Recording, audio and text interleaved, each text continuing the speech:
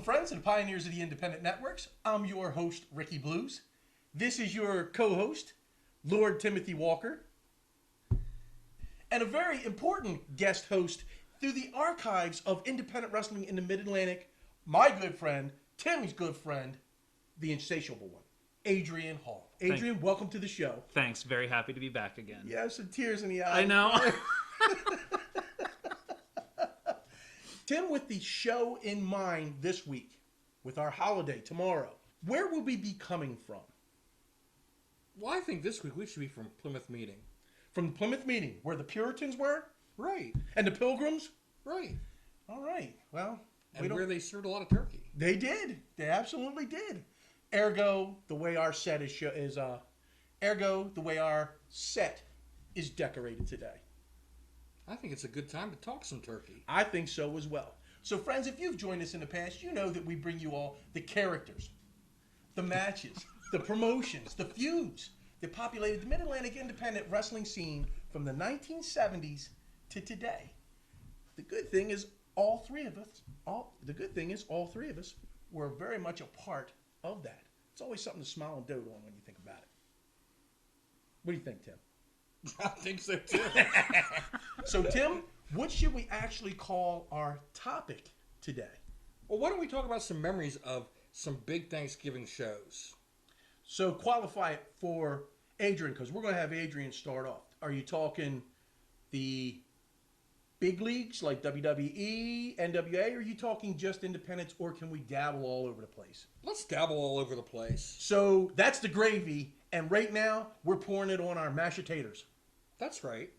Okay, so join us, folks. Here we go. I can't stop laughing. That's the gravy. We're pouring it on our mashed potatoes. So, folks, don't drop that turkey leg. Stay right with us. So, Adrian, the mic is yours. Start off with some of your memories. One of my biggest memories from when I was a big wrestling fan as a kid before I was ever in the business is for a show that I never got an opportunity to see. Okay. And it was actually a show that I thought would have been an awesome annual idea that the WWE never followed through with. Okay. And that was the WWE Turkey Tournament. I remember that. Wow. I'm sure you do. I have no memories of it. Explain it a little bit. Essentially, the Turkey Tournament was a steel cage match, battle royal, Okay. where the last person in the ring was labeled the turkey and the loser of the match. Okay. So it was like a humiliating thing to actually be to be the loser. So the important part was you had to escape. Yes. But in the process of escaping, you wanted to beat your opponent down so much that they couldn't follow you out. And remember, this is a battle royal. So Right. you had, 15, 18 people in the ring. At least. And so there was no winner. The first person out didn't win the match. Yeah. There was no official winner. There was only a loser. That's pretty ingenious. It was a brilliant idea. They did it one time, as far as I know, At the Capitol Center. at the Capitol Center. And I believe Greg Valentine was the He loser. was the turkey. He was the turkey. Yes. I've never seen footage of it. I would love to actually see the match, but that was something that I thought would have been an amazing annual thing for them to pull off. But it was only a one-time shot. It was held in 1984 Wow. We're on going back. Thanksgiving night Okay. at the Capitol Center. All right, so if you really put it in context, 84 Cap Center, you have a match like that, where down in Charlotte, you're doing what? Starcade, right? That night? That's true. And that would have been the Harley Race and Flair. Would that have been a Flair for the gold? So was it a throwaway, or was it something they were trying out on Thanksgiving? I think it was something they were trying out to see how it would go over. Wow. And it was very interesting, too, because the last two men in the ring were Tito Santana and Greg Valentine, who had been feuding for a long long time. And Valentine ended up being the last man in the ring. The turkey. What do you think about it, Adrian? You think it wasn't a throwaway? It was they wanted to try something out? Well, at the time, I really had no idea because I was very much a mark at the time. You're We all talking were. about 84, 3 years before I even graduated high school.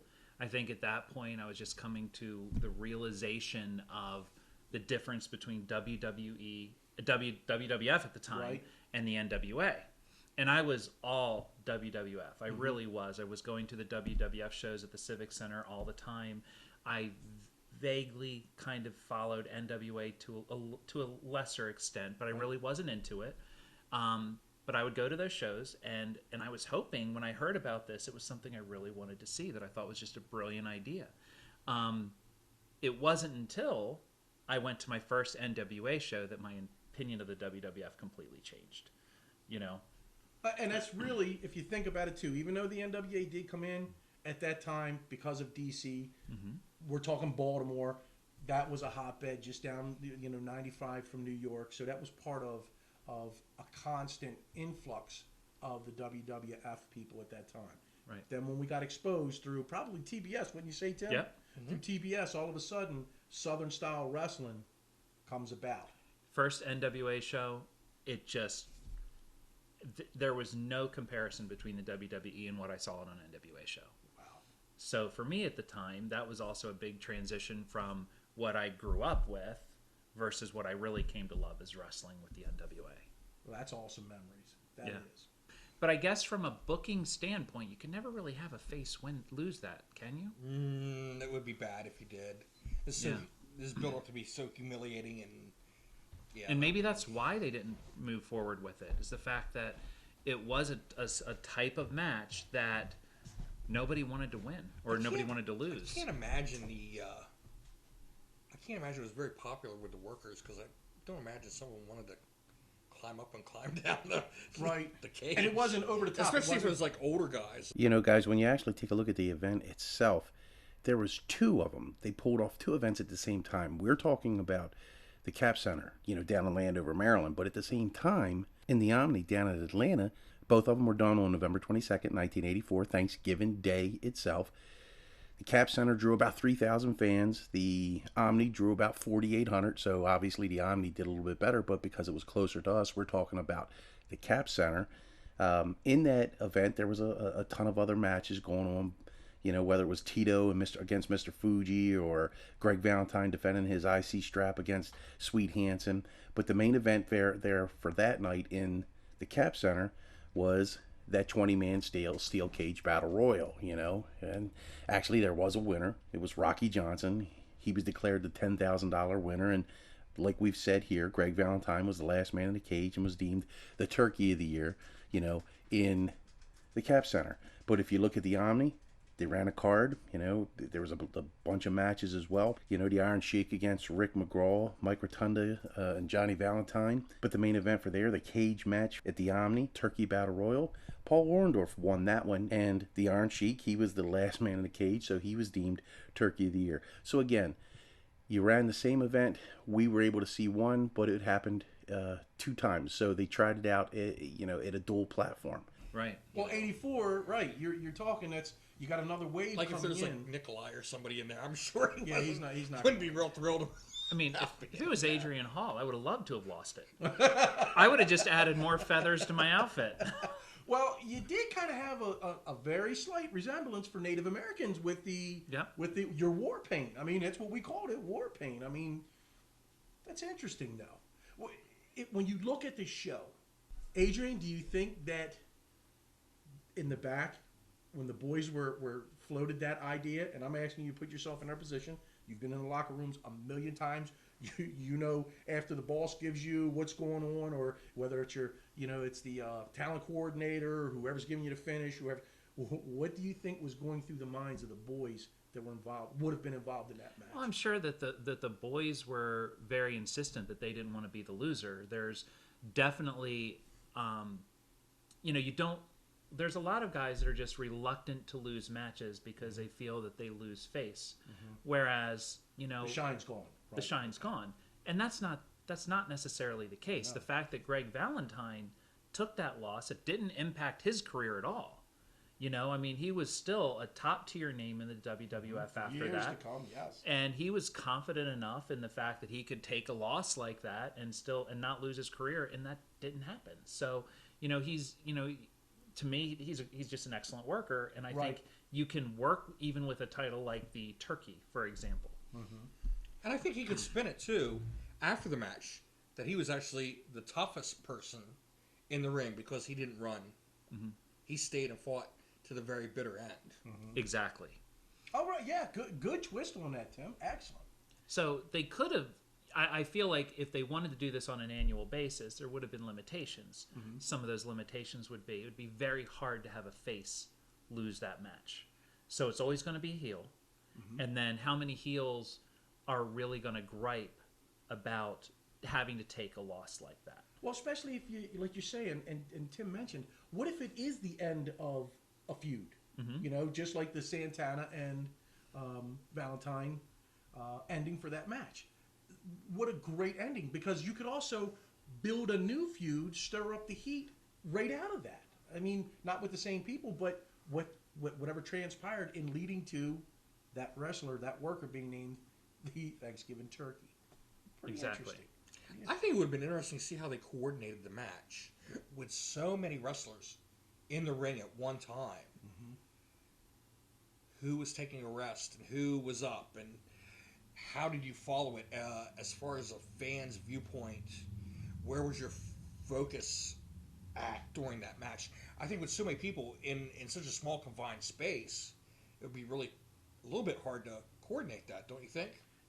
I guarantee when the talent coordinators are sitting back talking with them, they are very specifically giving them the numbers. This is what's going on. You are this one out. And then the boys, if it was 30 of them, Adrian, I don't know. I think it's probably 20, more like 20. You know they're sitting over and saying, hey, okay, you're going to do this to me, and this is how I'm going out. So many moving parts. You know what the moving parts are in a one-on-one. You know what the moving parts are on a tag. But when you get into that whole notion of a battle royal, so many moving parts that are just so unpredictable, and that makes it that difficult. Well, the other aspect of it, too, is unlike a traditional battle royal where the stars can stay till the end, right, because they can easily eliminate enhancement talent over the top rope. You know, there's no way to easily eliminate enhancement talent. Enhancement talent is going to have to find a way over the cage. Yes. You know, which would be, you know, to me, a great booking thing. Right. And you can't have an enhancement talent lose it because nobody would care. Nobody would care. The promos leading up to that Thanksgiving Turkey Tournament were really interesting as well. Gene Okerlund actually employed a live turkey inside a cage to illustrate the loser. He'd be a turkey inside of a cage. Oh my God. That's an era that was so tongue-in-cheek, and that's probably what you're alluding to earlier, yeah, Adrian. And then when you see the whole story-driven NWA Southern style, you're like, oh, wow, what was I watching? Exactly. And that's true. You know, I used to go to, I don't want to deviate from the subject matter at hand, but used to go to the WWE cards, and there would be like, you know, 2 or 3 matches where it was a name versus a name. Mm-hmm. But then you'd have King Kong Bundy against an enhancement talent. You have Ricky Steamboat against an enhancement talent. I can see that on TV any day of the week. Why couldn't they give me Bundy against Steamboat at the arena? Right. Whereas when I went to an NWA card, they would open with Black Bart against Sam Houston in a complete just bloodfest. Mm-hmm. And I mean, slobber knocker. Yeah, exactly. So it just completely changed my opinion of WWE versus NWA, and naturally I was a very, very quick convert. I can imagine. Well, Adrian, awesome insight. I loved it. And I'm going to take you on a journey now that includes people that you're very familiar with, people that traveled with us in the Mid-Atlantic in the early 90s. And I'm going to present for mine probably a shared topic with you, Lord Timothy, Puritan Tim. I'm going to talk about Smoky Mountain Wrestling's Thanksgiving Thunder. Okay. So the year I want to talk about is 93.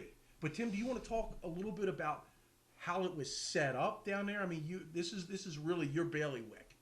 Well, it started in 1992 as a series of 4 separate nights called Thanksgiving Thunder. It ran on Thursday, Friday, Saturday, and Sunday, and usually run in some of their bigger towns like Johnson City and Knoxville, And they would mix it up with some of the smaller towns, maybe as far north as West Virginia, and Virginia, West Virginia, and a couple big spots in Tennessee. Usually like Johnson City or Knoxville would be the really, really big show. And it usually drew really, really well for a holiday. I think we've talked a little bit about this in the past, about things to do on a holiday, especially after you've sat down and ate your Thanksgiving meal, and there's that lull where you don't know what to do. A lot of movies open on Thanksgiving night, and do a lot of big business. So I think that's really some of the impetus for this Thanksgiving Thunder Tour. There was money to be drawn. There were people that were looking for something to do, and they provided really, really good cards.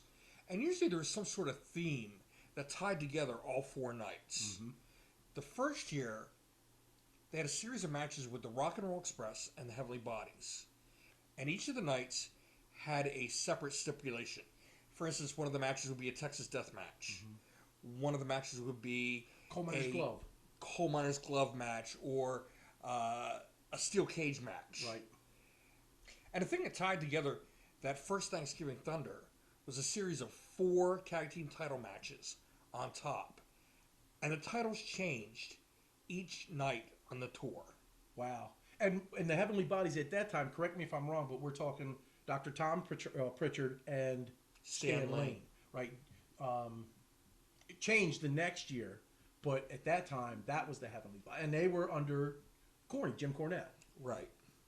And that was a really big promoted feud. They had been feuding throughout the summer, and then this built into the fall, and it drew really well. I think the first night probably drew a little bit over 1,000. Some of the shows in West Virginia and Virginia drew a little bit less, but they really did good business in Knoxville and Johnson City. That first year, they also brought in some special guests to support the main event.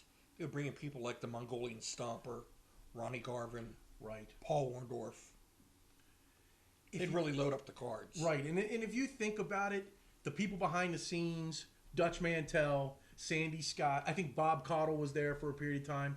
We're looking at old, Georgia Championship Wrestling people. We're looking at old Carolinas, Crockett's, especially Jim Cornette. I mean, he was reared pretty much in there. And he would also extend it later to his family and friends where he came from, down in good old Memphis, right? Buddy Landell, those folks.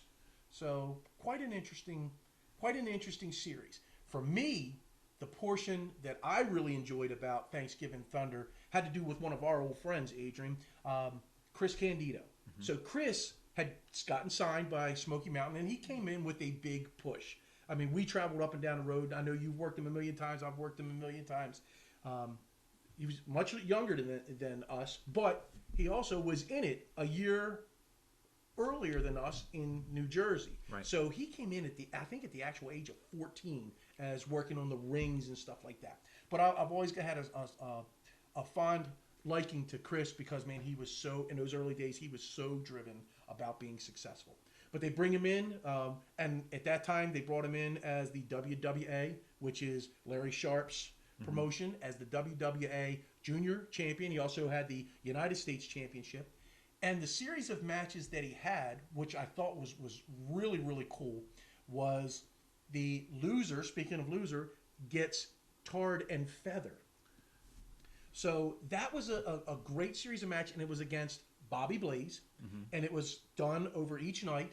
And each night, somehow, Chris, wink, wink, found a way to get DQ'd, right? So he loses the match. Sandy Scott tries to say, no, so you've got to get tarred and feathered, but he would attack Bobby Blaze and tar and feather Bobby Blaze. And I thought that was a brilliant, neat way to propagate that feud. I loved watching Chris work. He was so smooth. He was so passionate. Loved the business. Loved talking with him about the business at that time. But also in that match, I'm watching it, and it looked like one of our matches. There was a Frankensteiner off the top rope. There was a super power bomb off the top rope. There was a million arm drags, and then there was great heat that Chris put in as the heel. So I look at that and I'm like, wow, what a great series of matches. I mean, Chris was amazing, and died way too young, obviously, and unfortunately, I never saw those matches from Smoky Mountain. So that's actually something I'd like to see at some point. And and Tim, correct me if I'm wrong, but up until 1995, they actually closed their doors, Smoky Mountain, right after the series of Thanksgiving Thunder. That Sunday, that was it. Sunday, 1995. I think it was November 28th or 26th, whatever it was their very final show. I mean, Corny had made his deal with the WWE, and the WWE were sending people down there and all. I mean, Candido becomes the Body Donnas. They get the tag team championship. He shows up at other places like with Dick Karakoff, and different places. So I look at what he was doing, and the push that he was getting because he deserved it. He was one hell of a worker. It was so interesting. I got to talk to him right before he went to WWE, and he had actually had an offer from All Japan.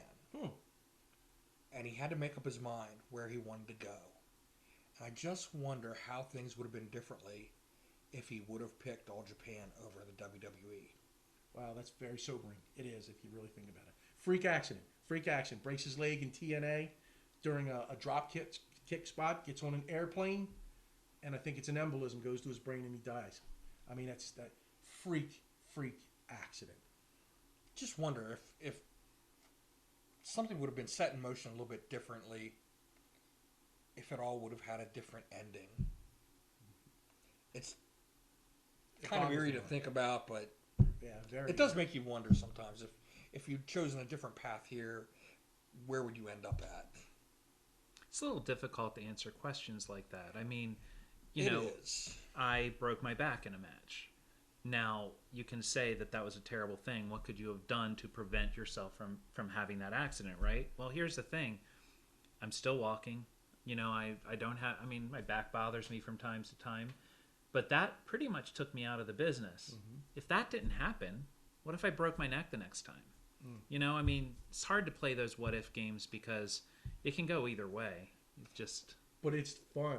That's the best part. The what-ifs. Yeah, it's kind of weird and eerie, too. It's just a game it's hard to figure out sometimes. I have some bad memories there, but... I understand that, and it's tough because, I mean, in this business, we've lost a lot of people very young, but all of us kind of know the risks going into it. 100%. And, my daughter would ask me, when she sees I'm having a bad day with my back, if I regret doing the wrestling. No, I don't. It was one of the best things I ever did in my life. Great memories from all of us centered around Thanksgiving and the professional wrestling business. Adrian Hall, you are our special guest today. Final words, final thoughts. Take us home. It's really not too late for the WWE to institute the Turkey Tournament one more time. And if the WWE is not willing to do it, I'm sure that there are other federations that could take this idea and really do something spectacular with it. So I really wanted to see this as part of an annual Thanksgiving tradition for me. Somebody's got to do it. Well, Tim, maybe when we open ours up, this could be our marquee event for Thanksgiving Day. I think it would be a great event for Thanksgiving Day. It would be very different. Absolutely. You wouldn't see it anywhere else, that's for sure. Well, we'd have to corner the market on it, and it would be great. Ladies and gentlemen, thank you for joining us on this very special holiday episode. I am so proud to have Adrian Hall, close friend for over 30 years. He laughed we laughed at each other. We laughed with each other. We've cried. We've cried with each other. Traveled up and down the road, man. It means so much, Adrian, for you to come out here and share your very, very different insights into the business. It's an honor to be here. It always is, and I thank you so much for the invite. Thank you. Anytime. Door is always welcome. For Lord Timothy, I'm Ricky Blues, thanking you for joining us, and we're reminding you to join us again next week as we take another stroll down Concussion Lane.